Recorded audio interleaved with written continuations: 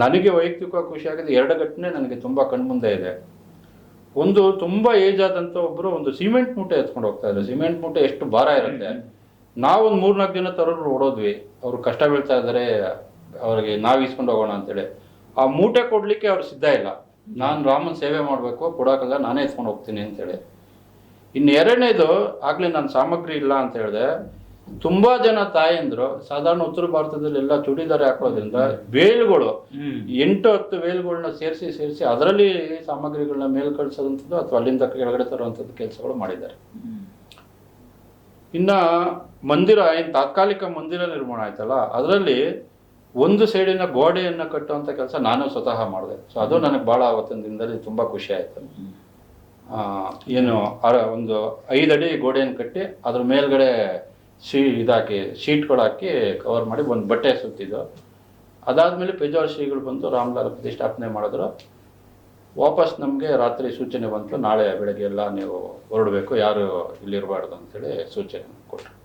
ಅಯೋಧ್ಯೆಯಿಂದ ವಾಪಸ್ ಬರಬೇಕಾದ್ರೆ ಕೆಲವು ಘಟನೆಗಳು, ಅಲ್ಲೇನು ಏನು ಅನುಭವಗಳು, ಏನು ನಿಮ್ಗೇನು ಅನಿಸ್ತು, ಜನಗಳ ರೆಸ್ಪಾನ್ಸ್ ಹೇಗಿತ್ತು, ಇನ್ನೇನಾದ್ರು ಸರ್ಕಾರದಿಂದ ಏನಾದ್ರು ಈ ಥರ ಎಲ್ಲ ಒಡೆದು ಬಂದಿರೋದ್ರಿಂದ ನಿಮ್ಮ ಬಗ್ಗೆ ಏನಾದರೂ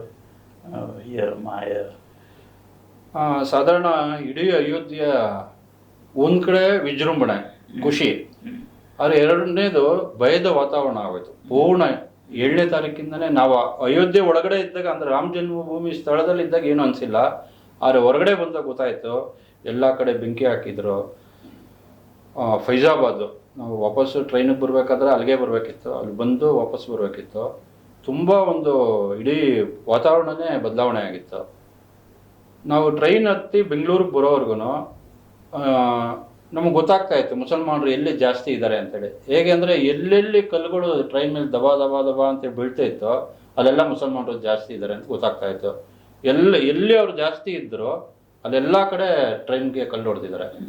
ನಮಗೆ ಸೂಚನೆ ಇತ್ತು, ಎಲ್ಲ ಕಿಟಕಿ ಯಾವುದು ಗ್ಲಾಸ್, ಎಲ್ಲ ವಿಂಡೋ ಯಾವುದು ತೆಗಿಲೇಬಾರ್ದು ಅಂತ ಹೇಳಿದರು.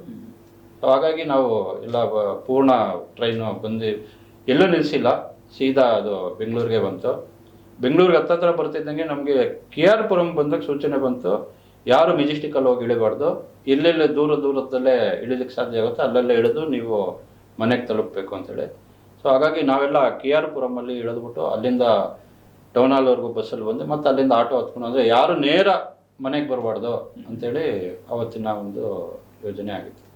ನೀವು ಸುರಕ್ಷಿತವಾಗಿ ಸೇಫ್ ಆಗಿ ದೇವರ ದಯದಿಂದ ಬಂದ್ರಿ. ಖಂಡಿತ ನಿಮಗೆ ಒಂದು ಒಳ್ಳೆ ಹೆಮ್ಮೆ, ತುಂಬಾ ಖುಷಿ. ಜೊತೆಗೆ ನೀವು ನೀವೇ ಕಟ್ಟಡ ಕಟ್ಟೋದಕ್ಕೆ ನೀವು ಕೈ ಹಾಕಿದ್ರಿ ಅನ್ನೋದು ಇದು ಒಂದು ನಿಮಗೆ ಭಾಗ್ಯ ಭಾಗ್ಯ, ಖಂಡಿತ ಭಾಗ್ಯ ಅದು.